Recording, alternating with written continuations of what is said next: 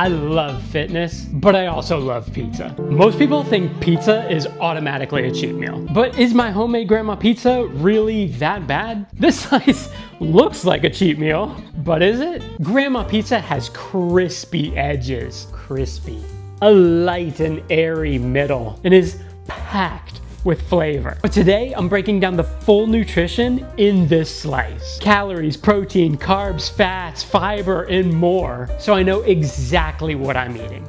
Wait until you see how much protein is in this slice and how the rest of the macros stack up.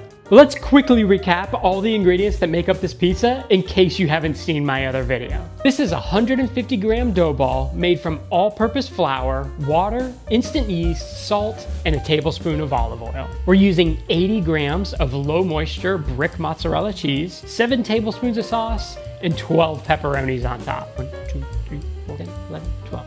It's a generous amount of ingredients for such a small slice. So let's get into the numbers. I'll start with the calories first, the one that everyone thinks about the most. This single slice of my 5x7 grandma pizza is 824 calories. That seems like a lot. It's similar in calories to 2 slices of pepperoni pan pizza from Pizza Hut or a single cheeseburger with some mayo at Five Guys.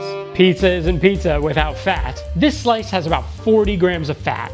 Of course, mostly coming from the cheese and pepperoni. 15 grams of that being saturated fat, which in my opinion is the worst of the fats. Saturated fat is what generally drives up people's total cholesterol. I myself usually eat around 12 to 15 grams of saturated fat a day, so this slice is certainly a nutritional hit for me. We've also got 80 milligrams of actual dietary cholesterol, 1,800 milligrams of sodium. It's a lot, but in my opinion, sodium is not to be feared if you are eating a diet that consists of mostly whole foods. It's only when your diet is mostly processed foods that you're gonna have an issue with sodium. Plus, all the sodium coming from this is from natural sea salt, so that's a little bit better. Now to everyone's dreaded carbs. Oh yeah, this bad boy's got the carbs. 78 grams worth of them. To put 78 grams of carbs into context, that's about 5 pieces of normal sliced bread. And also there is no whole wheat flour in this slice. So this is a blood glucose surging meal if I've ever seen one right here.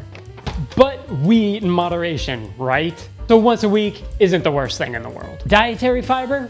Only 5 grams. More fiber would be better, and I'll tell you why from a nutritional standpoint in just a minute. Just 6 grams of sugar, nothing terrible there.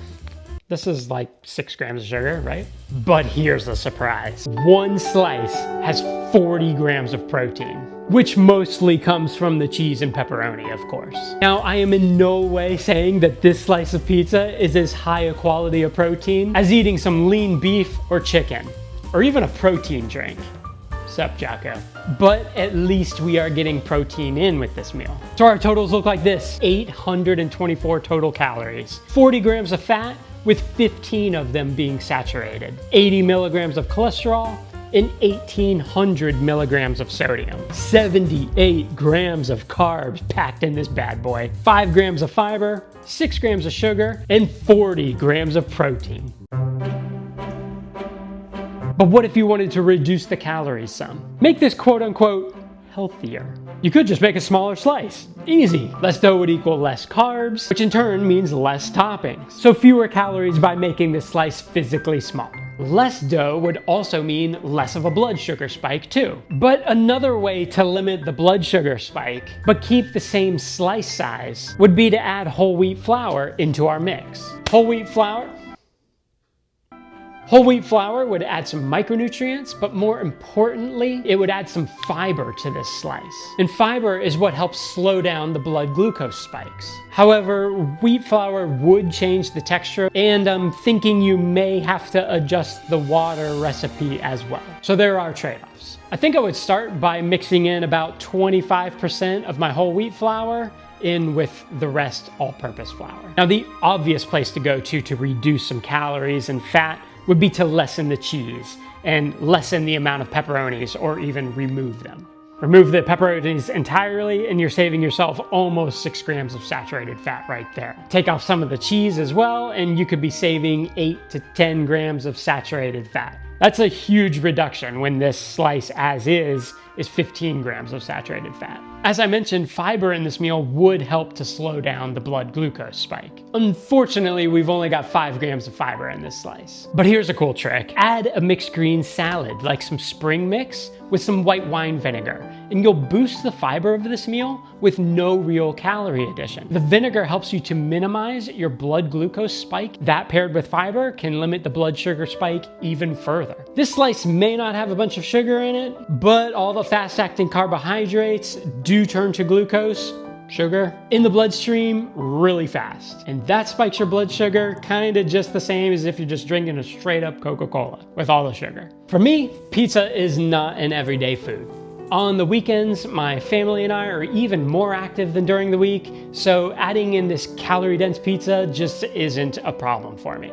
I balance it out by having less calories in the morning and at lunch, and those calories mainly come from protein with some carbs and minimal fats. By knowing even roughly how many calories you need in a day to maintain your weight, you can add in pizza like my grandma pizza slice and not just continually gain weight. Learning your way around a nutrition label and what your body needs is such a powerful tool. My mini 5x7 grandma pizza slice has 40 grams of fat, 15 of which are saturated, 78 grams of carbs, and 40 grams of protein. It's a pretty dense little slice of pizza. If you want to see how much this slice actually costs me to make, check out my cost breakdown video here. And if you want to see the full step-by-step on how I make this pizza, check that video out as well. The grandma pizza is a super delicious slice, and it absolutely can be enjoyed in moderation and not wreck you. Thanks for watching, and I'll talk to you in the next one. The sauce, dang.